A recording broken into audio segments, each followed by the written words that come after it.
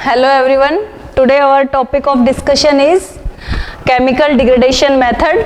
Myself Poonam Kumari from Botany department, and today we will discuss about chemical degradation method, जिसको हम Maxon Gilbert method भी कह सकते हैं। इंट्रोडक्शन में हम बात करते हैं डीएनए सीक्वेंसिंग क्या होता है। DNA sequencing is a biochemical method जिसमें हम अरेंजमेंट ऑफ न्यूक्लियोटाइड देखते हैं डीएनए में। किसी भी न्यूक्लियोटाइड की अरेंजमेंट को डीएनए में देखने को डीएनए सीक्वेंसिंग कहते हैं। मेथड्स की बात करें, चेन टर्मिनेशन मेथड जो फ्रेडरिक सेंगर एंड कोवर्कर ने दिया था, इसको डाइडिऑक्सी मेथड भी कह सकते हैं। Next is our chemical degradation method जिसको हम Allan Maxam and Walter Gilbert method कहते हैं, जो आज हम डिस्कस करेंगे। Next is our pyrosequencing method जो मुस्तफा एंड नायरन ने दिया था। Today we will discuss about chemical degradation method. Chemical degradation में क्या होता है, हम एक केमिकल का यूज करते हैं to cut the DNA fragment. DNA fragment को कट करने के लिए एक स्पेसिफिक सीक्वेंस जानने के लिए हम केमिकल्स का यूज करते हैं केमिकल डिग्रेडेशन मेथड में। अब हम बेसिक स्टेप्स की बात करते हैं कि हम कैसे इस प्रोसेस को फॉलो करेंगे।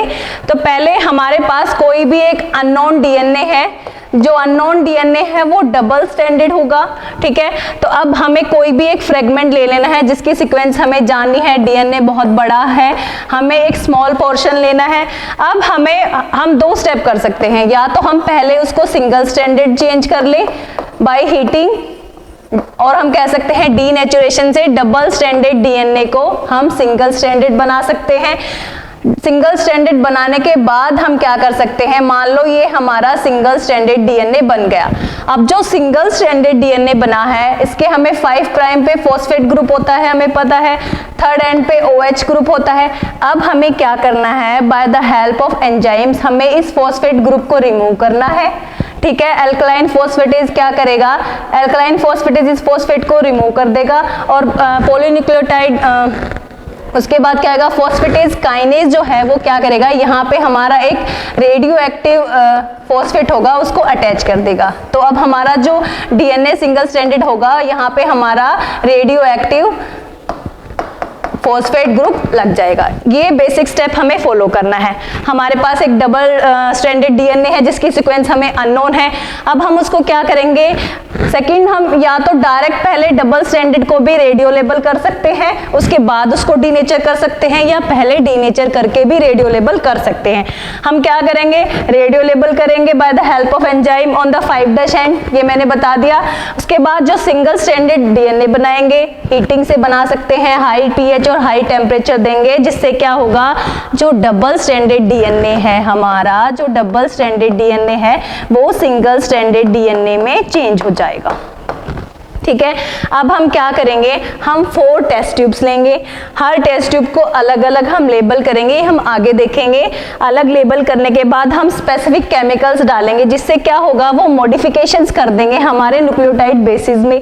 अब जब हमारे बेसिस में क्या होगा, मॉडिफिकेशन हो जाएगा, उसके बाद हम एक सेकेंड केमिकल यूज करेंगे, जिससे क्या होगा, जो मॉडिफाई बेस हुआ है उसको वो रिमूव कर देगा, और जो हमारा फॉस्फेट शुगर बॉन्ड है उसको ब्रेक कर देगा। अब जब फॉस्फेट शुगर बॉन्ड ब्रेक हो जाएगा तो हमें छोटे छोटे फ्रेगमेंट्स मिलेंगे, उनको आगे हम जेल में रन करेंगे और स्टडी करेंगे कि हमारा जो फ्रेगमेंट जो हमने लिया है उसकी सीक्वेंस क्या है। अब हम बात करते हैं केमिकल्स की, कि हमने मॉडिफिकेशंस के लिए कौन कौन से केमिकल लिए हैं। तो केमिकल हमारी 4 टेस्ट ट्यूब मैंने पहले बताई, हम 4 टेस्ट ट्यूब लेंगे। एक टेस्ट ट्यूब को हम G नाम देंगे, एक को A+G देंगे, एक को C+T एंड एक को C ओनली। यहाँ पे हमें पता है प्यूरिन्स का और पायरिमिडिन्स का, AGNC-T पायरिमिडिन और प्यूरिन का। अभी हमने कॉम्बिनेशन बना लिया है, एक हमारे पास सिर्फ ग्वानिन होगा, एक में साइटोसिन होगा, एक में हमारा एडेनिन और ग्वानिन होगा, और एक में हमारा साइटोसिन और थाइमिन होगा। ये 4 टेस्ट ट्यूब हमने बना ली है।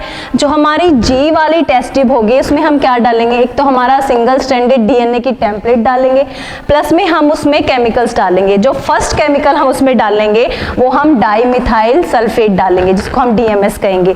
डाईमिथाइल सल्फेट क्या करेगा, जो हमारा मान लो हमारी स्ट्रैंड ये है CGTC, कोई भी स्ट्रैंड है, तो जो जहाँ पे ग्वानिन होगा वहाँ पे मिथाइलेशन कर देगा, मॉडिफिकेशन कर देगा नॉर्मल ग्वानिन का, उसमें मिथाइलेशन कर देगा। ऐसे ही A+G ट्यूब में हम क्या डालेंगे, पाइपरिडीन फॉर्मेट डालेंगे। इससे क्या होगा, जो ये केमिकल है ये A+G, A और G एडेनिन और ग्वानिन का प्रोटोनेशन कर देगा।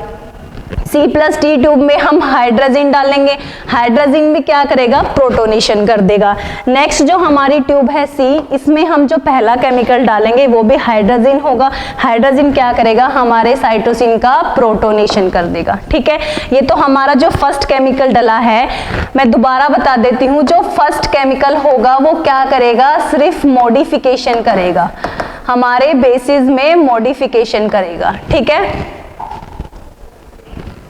नेक्स्ट क्या होगा, नेक्स्ट मॉडिफिकेशन के बाद आफ्टर बेस मॉडिफिकेशन हम सेकंड केमिकल डालेंगे। अब हम सेकंड केमिकल की बात कर रहे हैं। जो सेकंड हमारा केमिकल है वो पाइपरिडीन है।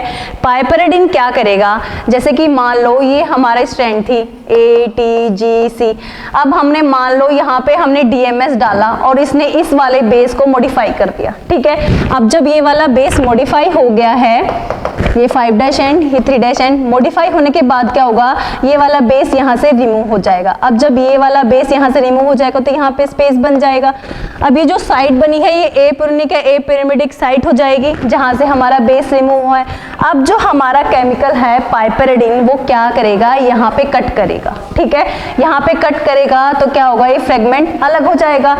जो पाइपरिडीन जो कट करता है मॉडिफाई बेस से पहले कट करता है, ये हमारा मॉडिफाई बेस है, मॉडिफाई बेस से पहले DNA फ्रेगमेंट में कट करेगा। मैं आपको दोबारा बता रही हूँ कि जैसे मान लो हमारे सीक्वेंस है ATGC, हमने G को मॉडिफाई कर दिया, मॉडिफिकेशन के बाद G रिमूव हो जाता है और जो हमारा पाइपरिडीन है, पाइपरिडीन जो है वो यहाँ पे कट करेगा, मॉडिफिकेशन बेस से पहले कट करेगा। एक और बात, पाइपरिडीन क्या करता है, एक DNA फ्रेगमेंट को एक ही बार कट करेगा। एक जो हमारा DNA फ्रेगमेंट होगा उसको वंस कट करेगा सिर्फ। ठीक है, तो अब हम कह सकते हैं कि जो क्लीवेज रिएक्शन है वो 2 स्टेजेस में होगी। पहला हमारा केमिकल मॉडिफिकेशन, मतलब बेस का हम पहले केमिकल से मॉडिफिकेशन कर देंगे।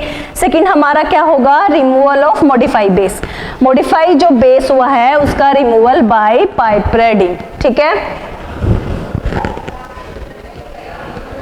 अब हम बात करते हैं फर्स्ट स्टेप की। तो मान लो, बस आपको सिर्फ, मैं नॉर्मली ये सीक्वेंस याद नहीं करनी है, सिर्फ मैं आपको बेसिक बता रही हूँ। हमारे पास एक फ्रेगमेंट है, कोई भी स्मॉल फ्रेगमेंट है DNA का जिसकी सीक्वेंस हमें अननोन है, सीक्वेंस नहीं पता है हमें इसकी, ये तो वैसे ही लिखा हुआ है। हम इसको क्या करेंगे, पहले डीनेचर कर लेंगे। डीनेचर के बाद हमारे पास double stranded single stranded DNA हो जाएगा, हाई टेम्परेचर से डीनेचर कर लेंगे। ठीक है, नेक्स्ट स्टेप क्या है कि जो हमारा जो सिंगल स्ट्रैंडेड DNA है उसको हम क्या करेंगे, रेडियो एक्टिव फॉस्फेट से वो करेंगे, रिप्लेस करेंगे। नॉर्मल फॉस्फेट को, जो नॉर्मल फॉस्फेट था उसको रेडियो एक्टिव फॉस्फेट से रिप्लेस कराएंगे। अब आप इस पिक्चर में देख सकते हैं कि हमारे DNA का स्ट्रैंड है, यहाँ पे हमारे 5' एंड पे नॉर्मल DNA प्रेजेंट है। अब हम पहला एंजाइम डालेंगे एल्कलाइन फॉस्फेटेज। एल्कलाइन फॉस्फेटेज हमें पता है क्या करता है, फॉस्फेट ग्रुप को रिमूव करके OH लगा देता है। यहाँ पे OH आ गया है, रिप्लेस होके फॉस्फेट का 5' एंड है। अब हम क्या करेंगे, पॉलीन्यूक्लियोटाइड काइनेज से क्या करेंगे, हम एक रेडियो एक्टिव फॉस्फेट यूज करेंगे और वहां पे अटैच कर देंगे। ये हमारा यहाँ पे रेडियो एक्टिव फॉस्फेट लग गया है। तो इन 2 केमिकल से हम क्या करेंगे, हमारे 5' एंड पे रेडियो एक्टिव फॉस्फेट लगा लेंगे। रेडियो एक्टिव फॉस्फेट क्यों लगा रहे हैं, ताकि जब हम हमारे फ्रेगमेंट जिनमें कट हुआ है उनको जेल में रन करेंगे तब हमें पता चल जाए रेडियोग्राफी से कि हमारा फ्रेगमेंट कहाँ पे है। ठीक है, अब हमारा थर्ड स्टेप में हम क्या करेंगे, 4 टेस्ट ट्यूब ले लेंगे, सबको हम लेबल कर लेंगे आगे, A+T किस में डालेंगे, C किस में डालेंगे, G+C किस में डाल रहे हैं, G किस में डाल रहे हैं। हर ट्यूब में हम इक्वल अमाउंट में हमारा DNA फ्रेगमेंट डालेंगे। हर ट्यूब में हम अलग सेम अमाउंट में DNA फ्रेगमेंट डालेंगे और जो केमिकल्स है वो हर ट्यूब में अलग अलग होगा। सेकेंड केमिकल सेम रहेगा, ओनली फर्स्ट केमिकल जो है जो मॉडिफाई करेगा वो अलग रहेगा। ये हमारी पहली टेस्ट ट्यूब है। पहली टेस्ट ट्यूब में हमने गुआनिन लिया है, हम इस टेस्ट ट्यूब को जी भी कह सकते हैं, जी, ठीक है। इसमें हमने क्या क्या है, पहले हमने DMS डाला है, dimethyl sulphate. Dimethyl sulphate add कर दिया तो क्या करेगा, गुआनिन का मॉडिफिकेशन करेगा, वहां पे क्या करेगा, हमारा मिथाइल ग्रुप ऐड कर देगा, मॉडिफाई हो गया। अब मॉडिफाई के बाद जब हम सेकेंड केमिकल डालेंगे पाइपरिडीन, वो क्या कर देगा, जिस भी सीरीज में जहां गुआनिन होगा वहां से पहले कट कर देगा, ठीक है, मॉडिफाई बेस से पहले कट कर देगा। ऐसे ही हम हमारी नेक्स्ट ट्यूब में देखेंगे। हमारी नेक्स्ट ट्यूब है G+A। इसमें हम क्या करेंगे, इस ट्यूब को हम G+A भी लिख सकते हैं। मतलब अब इसमें हम क्या करेंगे, DMS प्लस फॉर्मिक एसिड डालेंगे। अब जो फॉर्मिक एसिड है वो क्या करेगा, हमारा G और A गुआनिन, जहां भी हमारे गुआनिन और एडिनिन बेसिस प्रेजेंट होंगे वहां पे प्रोटोनेशन कर देगा इनका। मतलब वही बात है, पहले मॉडिफाई कर देगा, मॉडिफिकेशन कर देगा, मॉडिफाई कर देगा। अब जब हमारा बेस मॉडिफाई हो गया है, अब उसमें हम सेकेंड केमिकल डालेंगे पाइपरिडीन, वो क्या कर देगा, मॉडिफाई बेसिस से पहले कट कर देगा। इसमें ये भी हो सकता है कि हमारा एक फ्रेगमेंट है, यहाँ पे GA है, सेकंड फ्रेगमेंट में GA यहाँ पे है, तो क्या करेगा, पाइपरिडीन एक बार एक ही फ्रेगमेंट को कट करेगा, तो हो सकता है मॉडिफाई ये वाला बेस हुआ हो, अगले में ये वाला बेस हो, तो पहले यहाँ से कट करेगा, नेक्स्ट टाइम यहाँ से कट करेगा, ठीक है। नेक्स्ट हमारी टेस्ट ट्यूब है C+T वाली। इसमें हमारे साइटोसिन और थाइमिन हम इसमें लेबल कर देंगे। अब हम क्या करेंगे, इसमें हाइड्रोजन डालेंगे। हाइड्रोजन भी क्या करेगा, साइटोसिन और थाइमिन को प्रोटोनेटेड कर देगा, मॉडिफाई कर देगा, और उसके बाद जब हम सेकेंड केमिकल डालेंगे वो क्या कर देगा, कट कर देगा, सेकेंड केमिकल कट कर देगा। ऐसे करके हमें चारों टेस्ट ट्यूब में अलग अलग केमिकल्स डालने हैं। इसमें भी हम हाइड्रोजन डालेंगे विद 1.5 मोलर NaCl, वो क्या करेगा, साइटोसिन का प्रोटोनेटेड कर देगा, और फिर जब हम पाइपरिडीन डालेंगे तो वो कट कर देगा।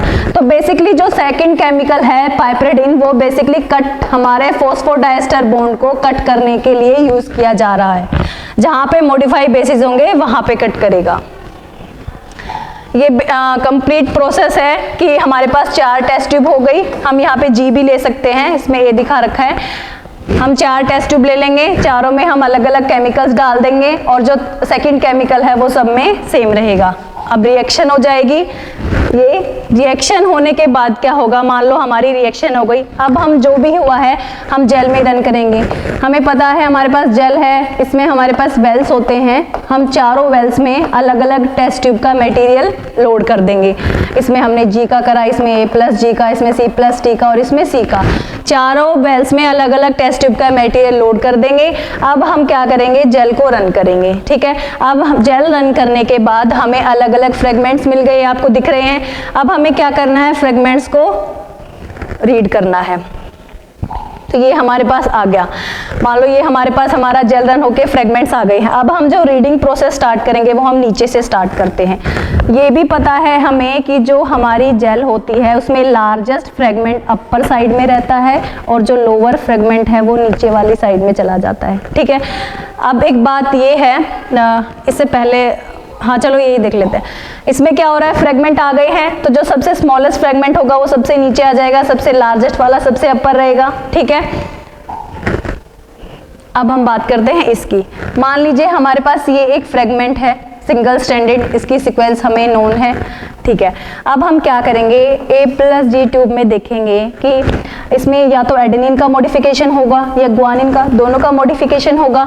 अब मॉडिफिकेशन के बाद जब पाइपरिडीन वर्क करेगा, हम लिख लेते हैं CA+CGTA, ये हमारी सीक्वेंस है, ठीक है। अब हो सकता है मॉडिफिकेशन यहाँ पे हुआ है तो पाइपरिडीन यहाँ भी कट कर सकता है। अब जैसे इस सीक्वेंस में क्या हो रहा है, एडेनिन मॉडिफाई हुआ है तो पाइपरिडीन ने क्या करा, एडेनिन के पास पहले कट कर दिया, तो हमारी जो सीक्वेंस हो गई वो GCT हो गई। हमारे पास एक GCT फ्रेगमेंट मिल गया।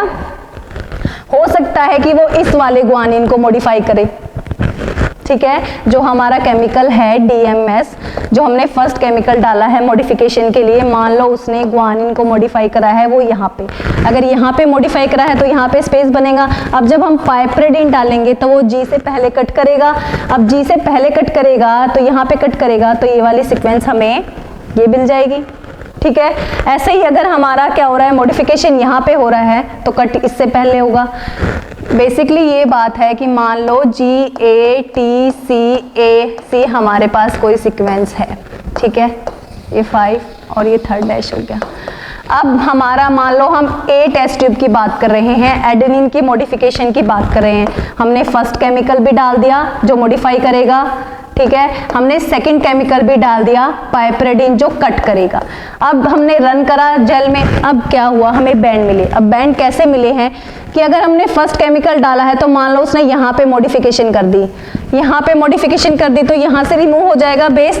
अब जो पाइपरेडिन है वो इससे पहले कट करेगा तो यहाँ पे कट करेगा तो ये वाला फ्रेगमेंट हमें मिलेगा, ठीक है। अगर उसने ये वाला एडेनिन मॉडिफाई करा है तो हमारा पाइपरेडिन यहाँ से कट करेगा तो हमें सेकंड फ्रेगमेंट ये वाला मिलेगा। तो पहला फ्रेगमेंट हमारा ये वाला हो गया, सेकंड फ्रेगमेंट हमारा GATC ये वाला हो गया।